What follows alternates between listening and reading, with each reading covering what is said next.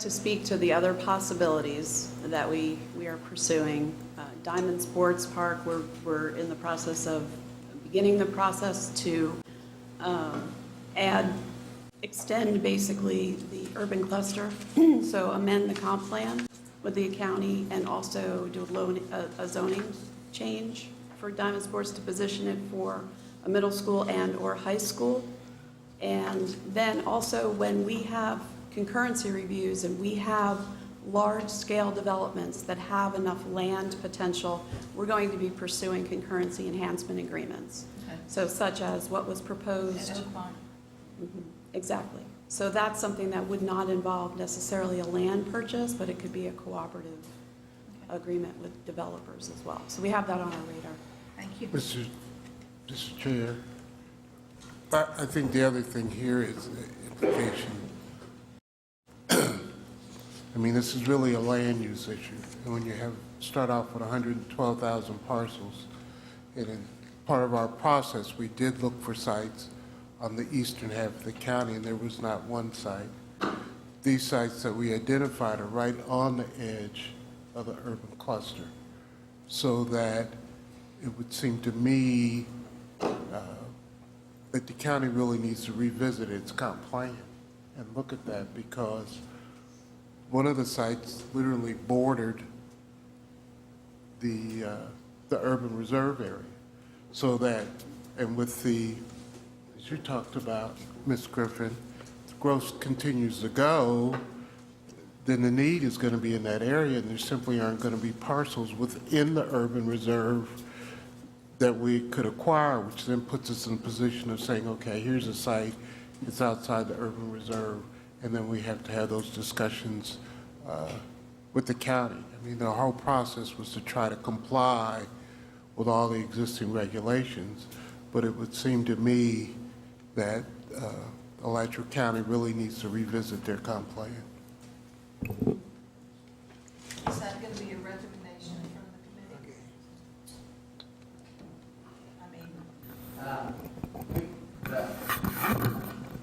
One of the things that we talked about was what the urban cluster meant.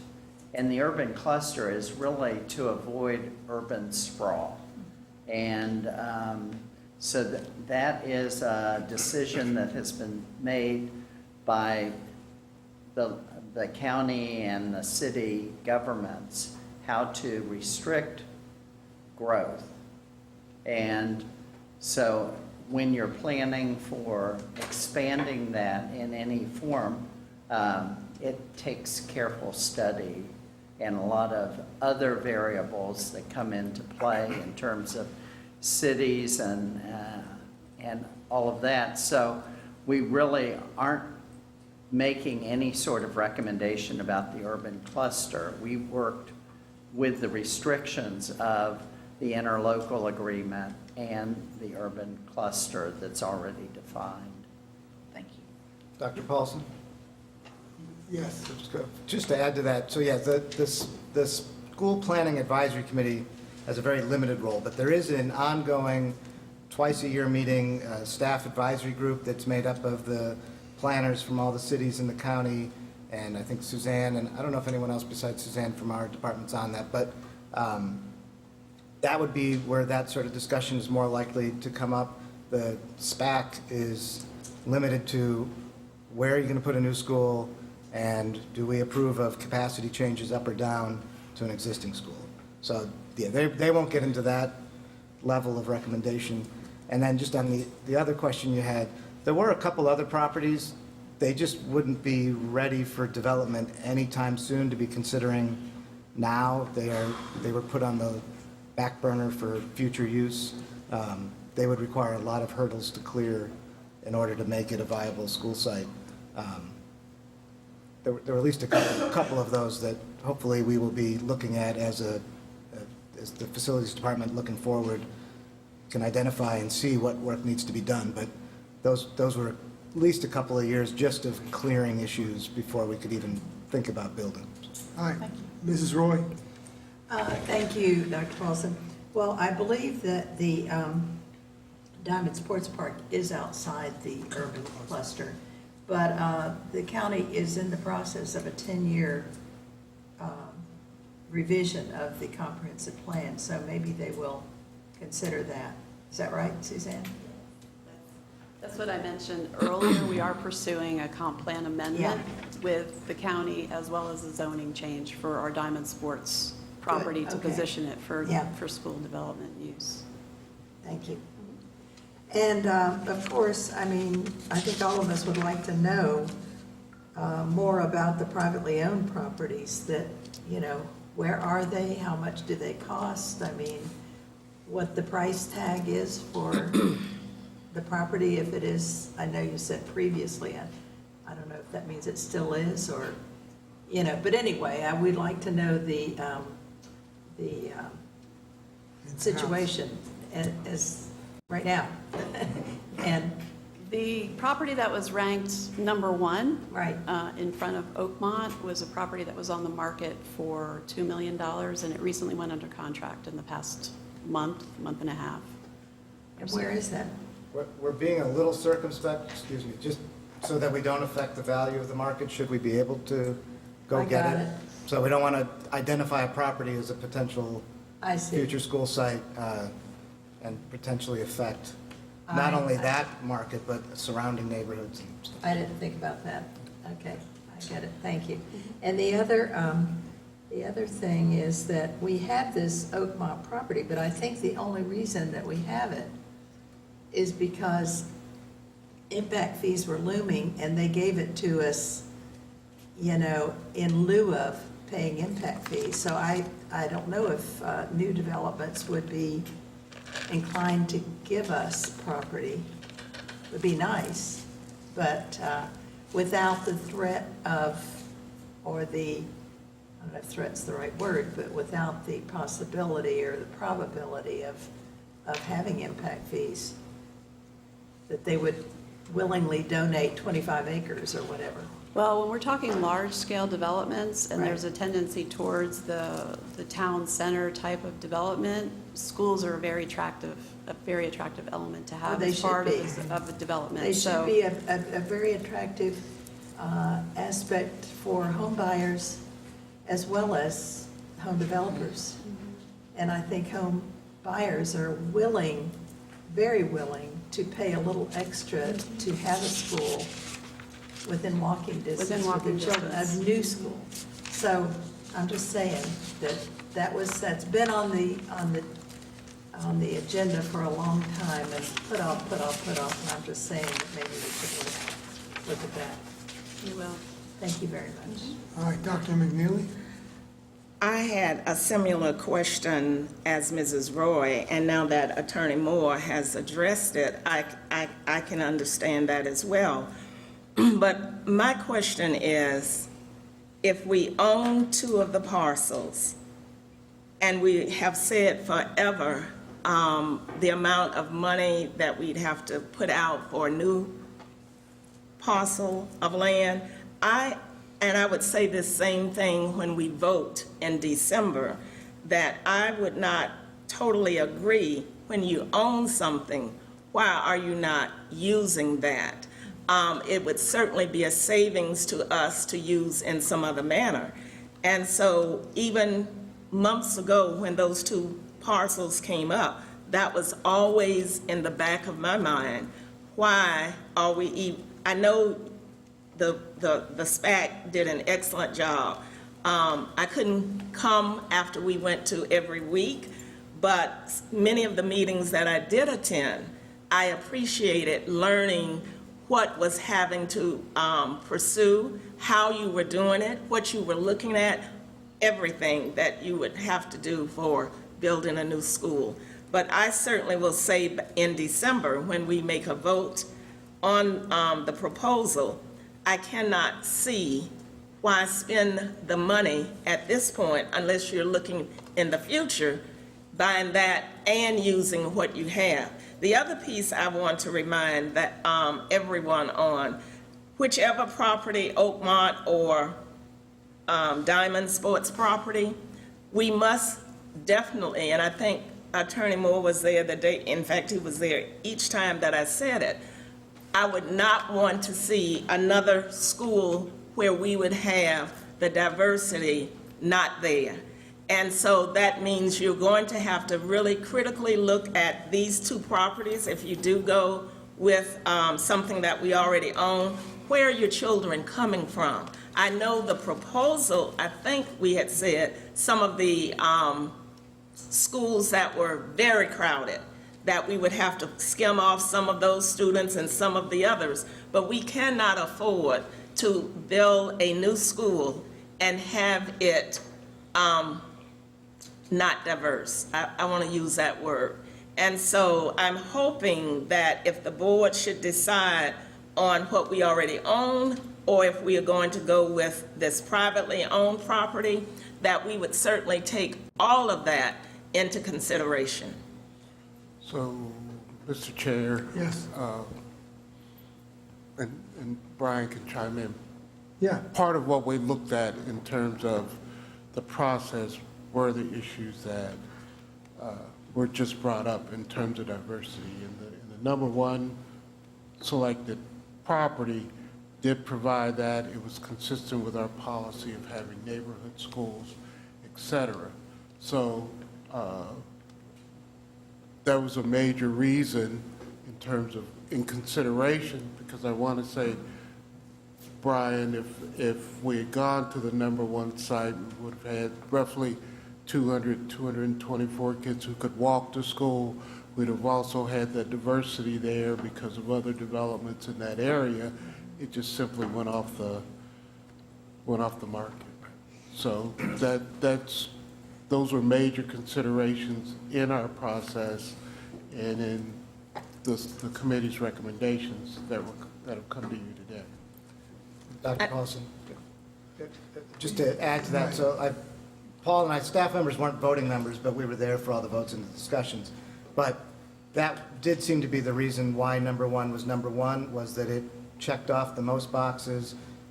It allowed for at least some socioeconomic diversity in the number of students within 2 miles. It hit 224, maybe the number, maybe even been 300. We were trying to find a place where a lot of kids would be within that 2 mile, where you don't immediately have to start busing the entire school. But the number one choice had something that few others out there did, and that was the ability to start within the 2 mile range with a pretty diverse student body. Without getting too specific and naming. Yeah, I appreciate you commenting, but now it looks like choice one is off. Not necessarily. Well, you're saying not necessarily. But even when I mentioned zoning months ago, for the new school, and I questioned it, and I was told that it was too early to even look at zoning and all of this. I don't think it's too early now. Right, no, as soon as a school site is picked, then it's time to start looking at that. Because what we were looking at was who lives within that range first. The later decision of who would get bussed in, that's really beyond SPAC's worry at that point. I mean, to a certain extent, if we find a site that there's nobody anywhere near, then that's not a very good school selection, if it's a site. If it's a site that is not very diverse, that counts against one of our ranking criteria. Once a school site is selected and we know exactly where it's going to be and where you can pull people from and what other schools and where it's overcrowded, yes. So I think once you have a school site selected, the process begins of starting to identify what neighborhoods will be going there and how that will affect the other schools. And then with the big capacity, all the changes that we're making with the sales tax, there's going to be a ripple effect across the district where we will have maybe more seats or fewer seats at certain schools than we do now. I don't know how long it's going to take for us to get to there, but at least with the new school, once a school site's selected, it's time to start looking. But once the school site is selected, then you're locked. Because as far as zoning is concerned, you have to get the students now to that site, but maybe you would have had some other arrangements that could have been made, but you can't do that once you locked in and have purchased or made a decision about the site. Well, you would lock in definitely the ones that are within the 2-mile radius. Just thinking that we're not going to put too many kids on a bus when we don't have to. So starting with the, if there's 750 kids that are going to be at that school and 250 live within 2 miles, there's still 500 kids to find from outside that 2-mile range. And it doesn't have to be the closest. There's lots of kids that don't go to their closest school. They live close into Gainesville, but they're at the eastern edge of the Archer range, and so they go several miles west to Archer or Alachua, or there's kids that go to Meadowbrook that are closer to Talbot, all throughout the district. But once they're outside 2 miles, it's just grab them and move them where we need to. So other than just the ones that are kind of the walkers, that's what I think went into the initial decision. And then once you pick the school, how do you fill in the rest? I think that was the thought process. I won't belabor it, but I do know that one school in particular that you were kind of looking at, other than Meadowbrook and, was it Talbot? But I know Alachua is one of our larger schools, and so you would probably be pulling students from that site. However, you have to also consider which children you are pulling, because I just heard you say 2 miles or less. 2 miles or less is All right. transportation barrier. So, but we cannot gut one school and leave them in a situation Right. where all of the children might not be as successful as we want. Oh, it'll Those be- are the kinds of things that I'm very concerned And about. it'll be no short or easy process. Right. All right, Rick, and then Rob Hyatt. Dr. McNeely, when we made the recommendation of the 4 sites, we certainly took in the consideration about diversity. So you started out saying that why would we purchase new property when we already own property? And then you said that you would only vote for property that's only owned. No, At No. least that was your I'm inclination. sorry to Okay. have inferred that. No, I said, if you're going to do choice 1, Right. something in the future, that's fantastic, or another piece of property that you may not have even listed now that is in our range Right. for being able to afford it. But I cannot see for the life of me, again, I think that's where you picked up from me, why if you have 2 pieces that you own. Why you don't just build. Why are you not utilizing one of those, Well, but and- nothing against you purchasing Right. for the future? Right. And that was part of SPAC's task, was to look at all of the properties that were available, not just the 2 properties owned by the school board, and we can simply come back and make a recommendation of which of the 2 we would recommend first and which we would recommend second. Had we done that, we wouldn't be looking at the diversity aspect, which you brought up also. And so, in fact, when we looked at all of the available properties that we narrowed it down to, we did look at what kinds of students would fall into that 2-mile radius around any of those properties, and whether we would have a beginning of a diverse population for that school, even before the school board makes determinations about busing. That's not part of what SPAC is involved with. We were trying to follow the school site evaluation that was listed in the interlocal agreement, which, argues against urban sprawl and doesn't mention diversity of students, but that was one of our concerns that we asked about and looked at in terms of data. And it was remarkable that, our consultants were able to give us data that gave us some sort of basis to make these recommendations. So we did take all of those things into consideration in terms of rank ordering the 4 sites that we selected. Thank you. I guess those were meetings that I was absent from. Well, Thank you. Mr. Hyatt. I'd say that as far as Dr. McNeely's comments, I'll go on record, and I assume most board members, if all board members, would agree that diversity is absolutely essential. And that's going to be addressed when we have a site and when we have to do the heavy lifting of zoning. And of course, I guess I'm the newbie on the board, at least for another week. But I remember when Childs was built, and there was a lot of consternation with zoning. So we're going to have to be ready for that. So I just want to say I agree that diversity is absolutely something that I want, and I do appreciate SPAC putting that as part of their consideration and their recommendations. I had my question was about number 3. I feel like Monty Hall here. Door number 3, the privately owned property, no current road access.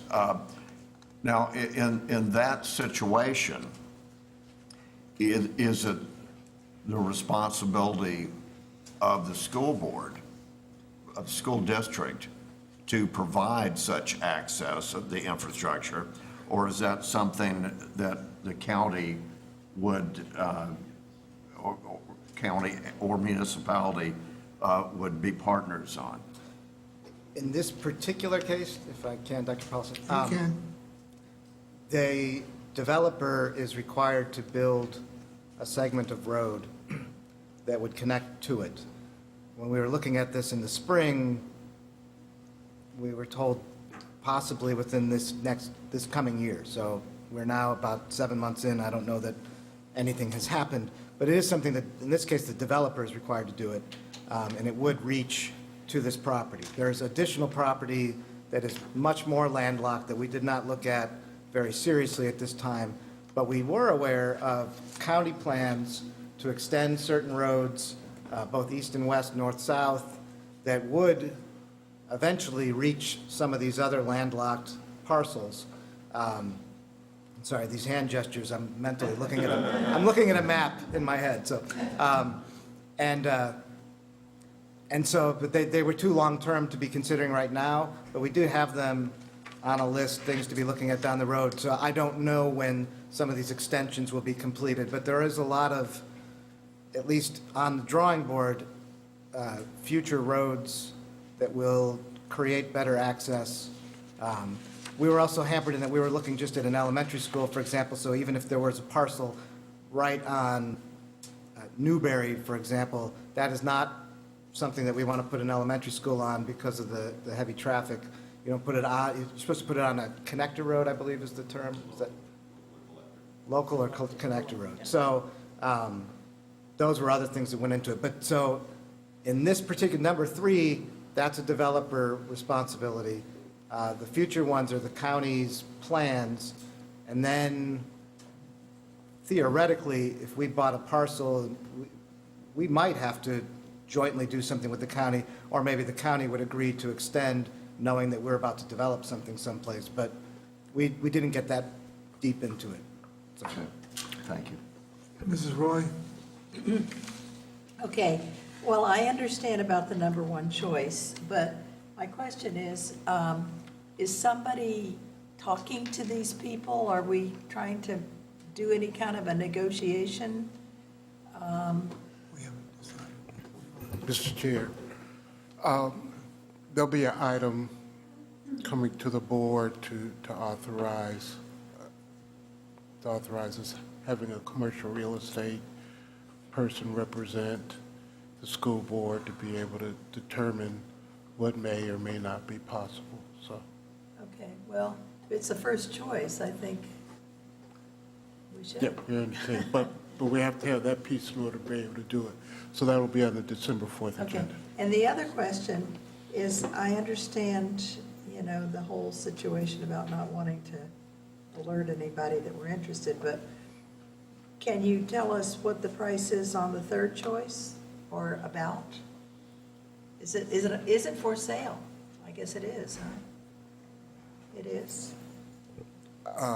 That was not always entirely clear, and without giving away too much, I might need to talk to one of our board members first, who knows more about it than I do. But no, What?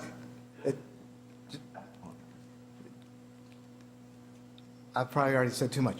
Yeah, you did. No, it's not for sale that we know of, but there is a possibility that it is, I mean, it's available potentially Okay, with that. So it's not on the market, there's no big sign out front, but I it is see. potentially available. I got it, thank you. That's all. All right. Eli. So right now, you're giving us what your 4 suggestions. We picked from those 4, correct? So when you go in, and we've asked you that recently, that you negotiating with them. So, you know, negotiating with the idea that this hasn't been chosen yet? How are we going to negotiate with somebody? Or when are we going to come back? You guys going to give us some information before the meeting in December, and then we're going to make a decision. Because then we could discuss everything like Mr. Hyatt said, like zoning, diversity, et cetera. So this is all questions, you know, I'm just thinking about. So then what really kind of threw me for a loop is this negotiations then with them. Well, the SPAC is only empowered to make a recommendation to the superintendent. and then Go to the the- mic, Mr. Rick. I'm sorry.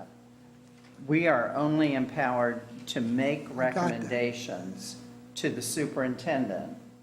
And so we aren't even making recommendations to Well, I the understand school that. board. Let me rephrase this. But Okay. we're going to sit there, we're going to make a decision, and I thought it would be simple. You come, we're going to come to the next meeting, look at all these issues about diversity in the future, all the other things you said, and then make a decision about what we are going to choose of these 4. Not necessarily pick number 1, we could pick number 3 Right. or 2. Then I have questions about 4 before we pick that. So I'm confused now a little bit, because when we come, Mr. Hyatt, when you were speaking, we're going to talk about all these issues we have about diversity, future growth in the area, et cetera, so we can keep that diversity. It's not something that disappears in 2 years, or it hurts another school, et cetera. So is that what we're going to do the next meeting, come, and we're going to make a decision? And are we going to get information about what number 1 is and not what number 3 is? These kinds of things, so we can be prepared when we come in to make this decision. Correct. Well, if we follow the same process that was followed in 2012 or prior to 2012 for Meadowbrook, I will actually be bringing a recommendation for one site to the board You will. with the rationale for that site and bring a recommendation for a site to the board. Now, if I were to bring number 1, now, right now, number 1's under contract, but if we said that number 1 was not under contract, so if we make that assumption that that's an open piece of property, at that point, it would be more of that you authorize us to enter into a purchase agreement for that piece of property. It's not a huge negotiation in the same way like you would be buying a house. It has to do with what those appraisals come back with, and there's a set kind of amount that we would pay. It's not back and forth like you would in a house negotiation. So I would be bringing back a recommendation with the rationale for that recommendation at that particular meeting. If it's a piece of property we already own, then we're not worrying about contracts and purchase agreements and those types of things. What if we don't like your recommendation? It's not like. Then you would vote down my recommendation, sir. Well, And then what we'd do we come do- back. What do we do then? We would come back, Another meeting, or? potentially, or you could always, of course, I guess, amend things. I would Well, I don't know. defer that to Attorney I know Delaney, that, but, It's not like you hire an employee where it almost takes an act of God for us to vote against it, right? Close. Correct, you could absolutely vote it down, absolutely. Okay. And so, and Dr. Paulson, speaking generally, not about our four, we just haven't bought much property in the last I got 20 it. years. So Meadowbrook we owned for years. Right. So the way it works theoretically for a school board, or on paper for a school board to buy property, would be the facilities team would go negotiate a purchase with a particular property. If it's above a certain value, you have to have a certain number of appraisals. You can't offer more than the average value of those two appraisals without a supermajority vote of the board to approve. And then you bring, but at the purchase, even if you're under contract, it's all contingent upon board approval. So then that's all to prevent, again, this public discussion of should we go buy this piece of property or that piece of property and create a market. Because I think we need to have a discussion about whether we think this is going to work. You know, we could talk about zoning at that time. Yeah, at least initial discussions. We can't Sure, make any we're not final going to decisions. decide, but we could bring out our concerns, and then that could affect our vote, et cetera. There can definitely be a discussion about maybe how difficult it would be Right. to properly zone a particular site. Okay. But if property number one were on sale and we were able to go enter into a purchase agreement, it might come back December 4th as the superintendent recommends that you approve the purchase of that property for construction of elementary school I. Or it might come back that because there's nothing right now and we have timelines, let's go with something we already own. But in general, in the future, we have, with the sales tax, we could buy these properties that SPAC has recommended for potential future use. That would come to you at a board meeting where a contract has been negotiated for a sale that is contingent upon your approval. If you turn it down, the sale's over. So we can't bind you to any purchase that you don't agree to, but we don't do it all in the public and then affect the prices on the market. And we could meet individually with the superintendent and give her our concerns, which we Yes. want her to consider. Absolutely. All right. Now, another thing, going to Diamond Sports Park. When they say that's a choice, is there a lot of open space in Diamond Sports Parks except for those fields? Or do you expect to use those fields for your school? I think some of the fields would be used, not all. I forget the acreage of it. It's 70 acres, I believe. So there's a lot of space there that. 70 acres, how much are not fields? I haven't been to the back in a long I time. think that, to me, that's important. Yeah. Maybe I'm an old coach, you know. No. Well, certainly, existing fields you'd want to be able to work with. You don't want to start from scratch. But there are at least 8 ball fields. There's the 4 in the middle. There's the 3 smaller ones out to the northern side. There's the flat grass area along Parker Road. It would also be dependent upon how the I think this is school something we was have- cited, too. We need to, I need to know exactly how much space is open besides those fields. I personally. And Okay, Brian? Sure. Yeah. So through the SPAC process, the reason Diamond Sports was number 4 is it became apparent that Diamond Sports was more suited to be a high school and/or middle school site, both together or I just each. need to know if there's enough to put a school there. There's enough to put And us, keep the present facilities, so we could have these kids being able to participate in sports. there's enough to have a school there, a high school and/or a potential middle school together. And it was decided, it was number 4 on the list because we were looking at elementary school sightings. The SPAC was looking at elementary school sightings through this process. What I'm saying is, I want to know how much the total acreage is, how much is taken up by the facilities now, and how much for that, and we'd obviously know how much is left for school. What would you need for these schools? So that would affect my thought process. Okay. We'll have to get that information. I don't think anybody has that No, available right now, so didn't we can think get they that for did. the, we But I can think send that this out to the is- board. Because that would affect my thought process, because I wonder why you're picking it. It doesn't mean I'm just one vote. Yeah, Dr. Paulson, one of the things that we were specifically asked to do was to select a site for an elementary school. As we went through the process and narrowed down the amounts of properties, we also thought that it's important for the board to be able to consider, based upon the superintendent's recommendation, what's going to happen in the next 20 years in terms of growth, and to provide you with some options now to look at for future growth, as well as citing a new school. So it would have been a more simple thing perhaps to come with one recommendation and say, this is our recommendation for an elementary site. But we were really thinking about the future and looking at the limited numbers of properties available.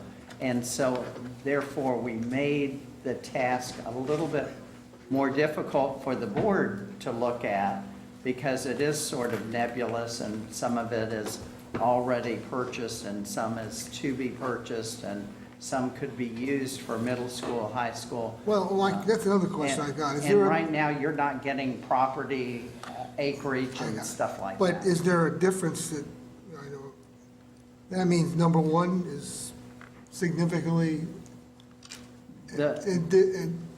not in the same area as Oakmont? In our recommendation to the superintendent, some of that information is available. And so, you know, that will be made available to the board, I'm sure. That's great, and that's what I'm trying to say, Yeah. is that we need to come to another meeting. Exactly. We need to get everything out, our concerns today. That's what this meeting, I Right. see this meeting as. We offer our concerns. Then you take the concerns, we can go to our superintendent and discuss our concerns, and then you guys make a decision and bring it to us. And if today, if board members need more information, that we can get rolling to get back with I'm not you trying to all be prior difficult. to December, then we can certainly, I'm keeping a Okay. list here that we can pull that together. I just want to be clear, because I like, this is a big decision. No kidding. This is a monumental decision, yes, and we didn't make it any easier. All of the work that the SPAC team did over the last 8 months in terms of handing you our 4 recommendations. Well, I think it's great that you give us more and more. I'm going to go with Dr. McNeely, then Ms. Clark. How's that? Thank you. I'm a tad bit disappointed, because I was hoping that this workshop would reveal everything we possibly could have. For instance, back to